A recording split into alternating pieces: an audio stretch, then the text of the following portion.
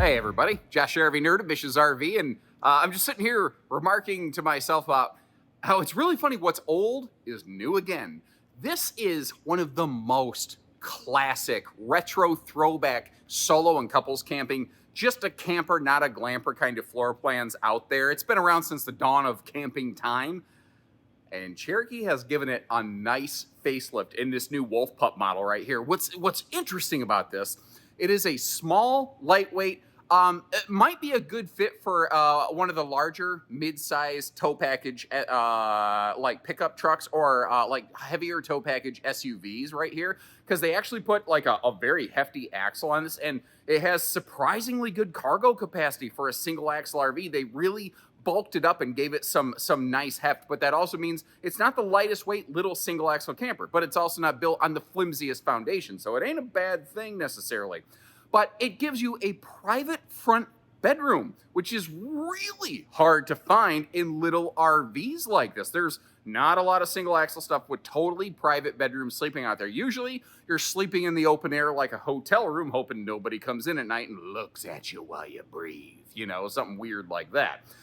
Little kind of couples dinette in the back of this thing that could fold down to a small sleeper, not anything too massive or anything like that. But they gave it a lot of nice features like the newer 12-volt compressor fridges. I think they did a really good job balancing the sink and the countertop space because it is very limited. They did pretty good, though. The bathroom's shockingly decent size, really, for no bigger than it is. It's got a couple weird things, though. Like, I'm not sure how everyone's going to feel about the air conditioner system. I'm not sure how I feel about it, being totally real and candid with you. I look at these things like I was going to buy them, and I want to know what's good, what's not, what am I getting for my money, what am I going to have to expect after I buy it. Like, I'm looking at it with the same lens you are. And if you appreciate that, how we're going to try to be fair and candid with you, hit that subscribe button. And let's take a look at this. And by the way, thank you for all the folks that requested taking a look at this one. Your feedback drives this channel, and you're the reason we're getting the footage today. So if you like it, you're welcome. And if you don't, well, you got no one to blame but yourselves. And man, this is one of those models, you know, single axle, narrow body, no slide. It is potentially very difficult for me to give you just like a real awesome look at everything all at the same time. I try whenever I can to refrain from using wide angle lensing. I'm going to see if I can not do that here today. So I kind of wanted to start with the entry door and sort of just give you a look around. You know, if you were going to camp in this, oh, they did it! Yes! Wolf Pups never used to have a single drawer in them, and I always noticed they had an empty dead pocket here. And for like 2 years, I've been going, guys, why don't you put one drawer right there? Well, it turns out they had to put a heat shield above the furnace, but it turns out it was super simple and easy. So they have at least that's a good drawer too, at least a drawer in the kitchen. And if you notice, if you look at the stovetop and the drawer together, it almost looks like, well, a Lego person who's happy to see it. You know what I mean? That looks like, you know, Steve the Stovetop's cousin from the Ember series there, but they finally have a drawer in the kitchen. Awesome, awesome, awesome news. Anyway, where do we want to start? I'm going to slowly work my way around so you're looking at the back seating area of this awkward little kind of open pocket up here, but I also don't know what they would do with it necessarily. I keep catching reflections of myself in the windows of these RVs here at this facility today, and I keep scaring the crap out of myself. I might be sleep deprived because I'm constantly like, oh my God, there's a ghost. It's like the third time today I've done it. The other day, or previously, I was in the middle of a video and literally like, ah! Anyway, this is just a conventional 2-bench dinette. Nothing flashy, nothing fancy here. They didn't try to go with some wraparound U dinette where you would fight with leg space, and it's really intended for just 2 people. It's not intended to be like, hey, let's have a whole bunch of people over. Now, if you got a little grandkid or something, that could fold down into a little sleeper for like a little weekend stay over. And I gotta say, they put some decent window and breeze coverage in this little thing. There's a lot of deceptively good content going on in here. One of the things I do like is they could have left this wide open and saved a little weight and cost, and it probably, they could have, what?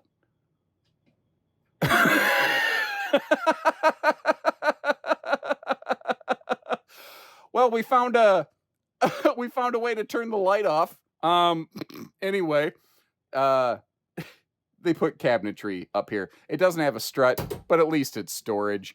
So it's better than nothing. So, you know, I'm going to give them credit for it. I'm not going to knock them for it. If the only thing, like, if you're like, I love everything about this except a strut on a cabinet door, that's stupidly easy screwdriver work. That's the kind of stuff we can easily accomplish for you at a Bish's RV location. That light.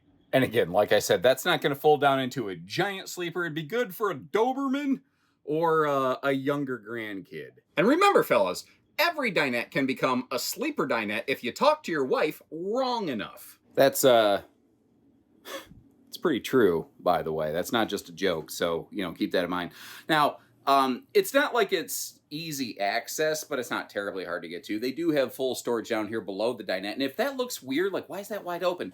It's actually accessible from the outside as well. You can actually see I intentionally left that baggage door open a little bit just to help you kind of draw the information there. Now, normally when I see shelves under a sink, I go, wow, that would have been a great spot for a wastebasket, but they missed. I don't think so. I think the bottom of the cabinet there is big enough that, like, those, you know, Walmart bag-sized wastebaskets would probably fit in that pretty well. It's not a giant kitchen, but when you remember what this RV is, when it's a small single-axle, you know, middle-class kind of camper, because I think this is equipped a little bit more than necessarily just entry level. That's just my 2 cents. You might feel differently. What I'm getting at is, I think, you know, they did good here. They did as good as they could. I love the fact that they included that drawer. Now, just to give you a reference, I popped one of those little storage totes out so that you could see. Actually, those totes don't even occupy the entire space right there. Technically, you could probably squeeze a little more storage out of it by not having that tote. Now, one of the things I noticed, I was just eyeballing this, and I looked at it, and I went, I don't think that's a 10 cubic foot fridge. So I peeked around and I found that product sticker on the inside, and I was correct.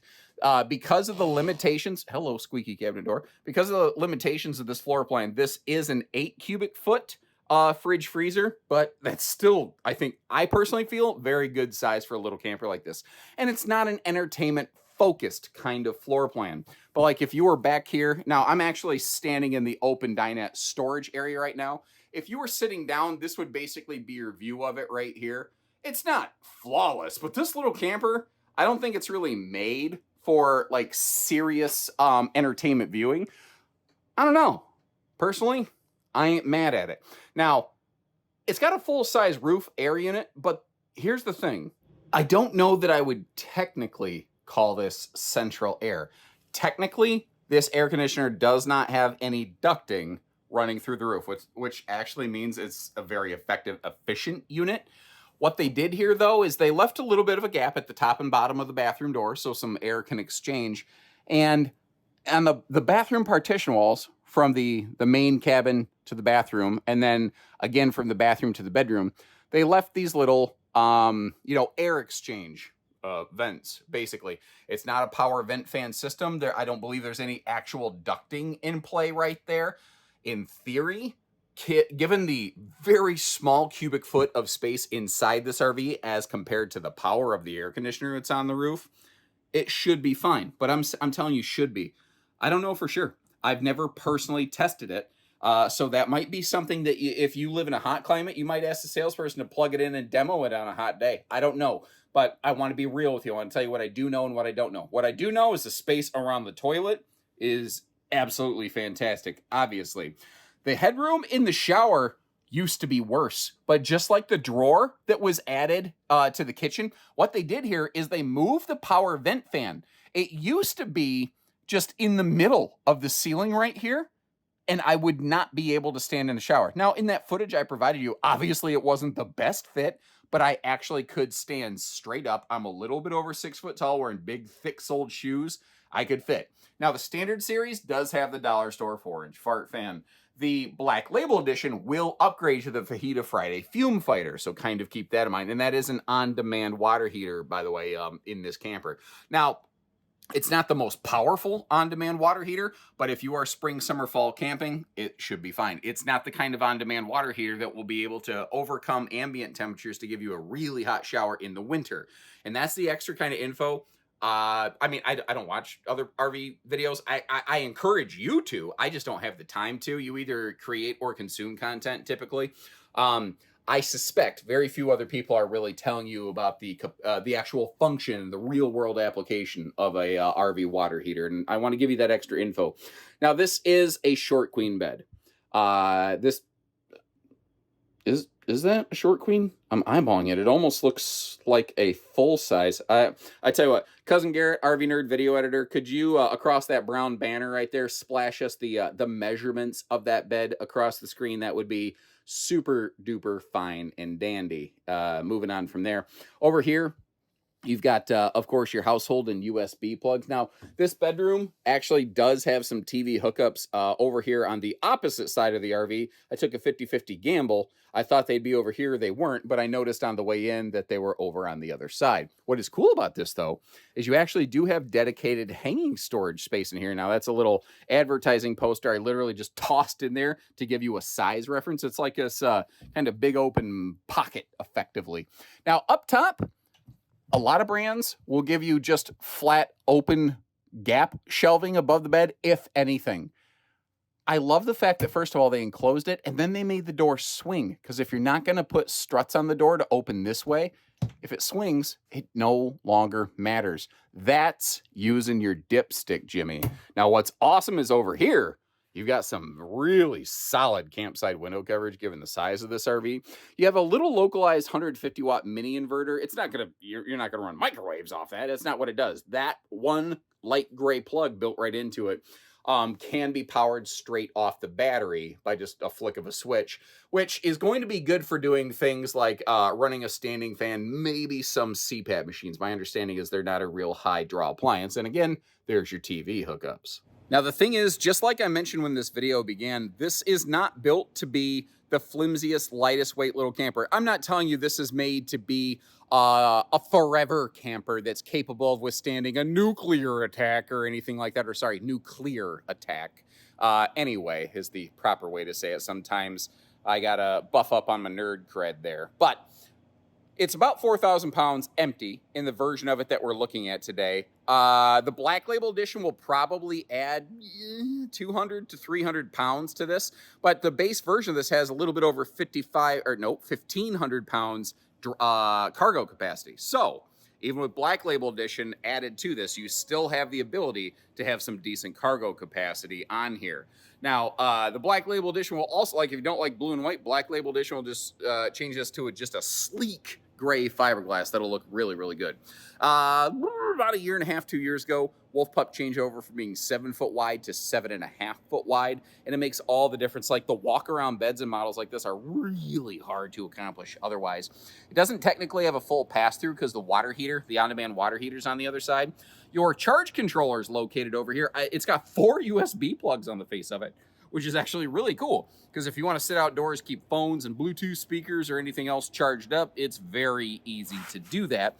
And that charge controller also can scale up from the 200 watt solar package that's already on this to, if you want to add an additional 200, maybe an additional 250 for a total of 400 to 450 watts of solar.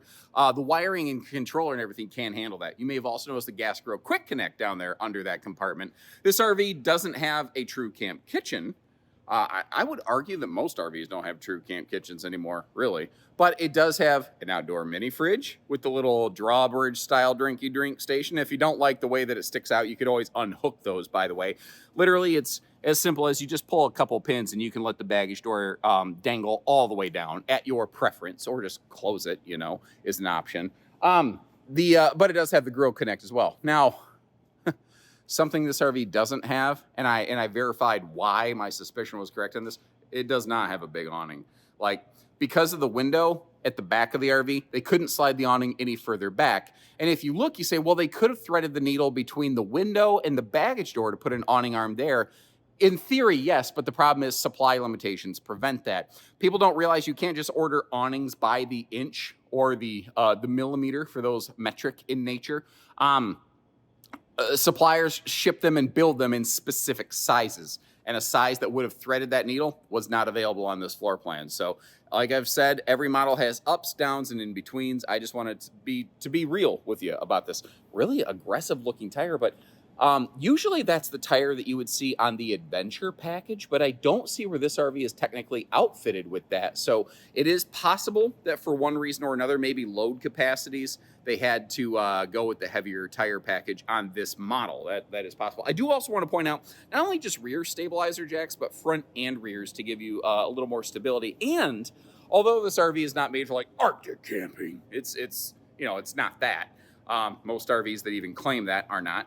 It does have holding tank heat pads on all your holding tanks, just like a Rockwood GeoPro, basically. It's got that same kind of tank protection system. On the back here, you've got that extra spare tire, which is very easy to access. That's probably one of the best locations for easy access if you do need to change a tire on roadside. Trick is, it eats into the weight capacity of your rear cargo rack, which is 200 pounds. So it's 200 pounds minus spare tire. If you want to regain the full 200 pounds, you have to take the spare tire off and put that in your ear. I don't know. You got to put that somewhere else. Now, the roof is fully walkable, by the way, and she is ladder prepped, as the bracket on the left side there indicates. And next to that is actually your Bluetooth backup camera that is factory standard on these. And notice how your stovetop actually does have an exhaust vent hood. This is one of the interesting things. People see a stick and tin camper, and they immediately tend to associate that with entry level. But if you think about a lot of the features that we've talked about, like forget the fact that it has a stick-built structure and aluminum skin. If I told you an RV had holding tank heaters and a ground clearance lift kit, and it had a backup camera standard and a solar package and a full-size air conditioner and a full-size 12-volt fridge, on-demand water heater, if I started listing features like this off, it wouldn't sound entry level. These are deceptively not entry level. These are made for your conventional class of campers, but for people who want a little more than just the bare bones basics. And one of the nice things about this, if you look at the bottom middle of the screen right now, you can actually see how it is a single sewer outlet kind of camper. Now, one of the things, Mr. Garrett, Cousin Garrett, RV Nerd Video Editor, could you flash the holding tank capacities back across the bottom of the screen for everybody, please? You'll notice they're modest. To be fair, this is not made to be some kind of mega capacity boondock off-grid kind of camper. It's just not what it's for. By the way, next to that water heater, you actually have a full hot cold outside utility shower, which is kind of cool. Now, your tongue jack actually changes whether you get the standard series that we're looking at or the Black Label edition. Let me kind of complete the 360 look, then I'll get up close to the tongue for you. So on the Black Label edition, you will actually get a power tongue jack. On the conventional series, it's a manual jack, but it has basically, it's built with effectively like a drill bit adapter. Take a look at the right side of the screen. 8 seconds up and down is all that thing takes, with the same kind of drill and the same socket adapter that you could use on those corner scissor jacks. So it's, I guess I would call it the cordless tongue jack system. Now, quick little note. If you want just a little bit more space in the living room, take a look at the 17SC Wolf Pup. And to make that easier for you, I will leave you links in the description to watch that video. Also, Salem Wildwood FSX has like a version of this floor plan literally flipped around backwards. I'll leave you a link to that if you want to check that out, if you prefer a rear private bed instead of a front private bed. If you're kind of curious to see what one of these might set you back, I'll leave you a link down there to double check pricing and availability. Anywhere that we have one in stock, we'll have pricing listed. If we are sold out and we're restocking, we'll probably at least have a listing for you with at least MSRP to double check to give you a rough barometer until we can get something more specific. And remember, this is available in the fiberglass skin Black Label edition as well. Adds a little bit of money, but boy, does it add some glitter to that baby. So if you want small but a little bit of fancy without going all the way in the glamper category, you can get that too. Because the thing is, chances are, if it's on wheels, we have it at Bish's RV. So when you're ready, we're ready. And until next time, take care, stay safe, have fun, and happy camping, everyone.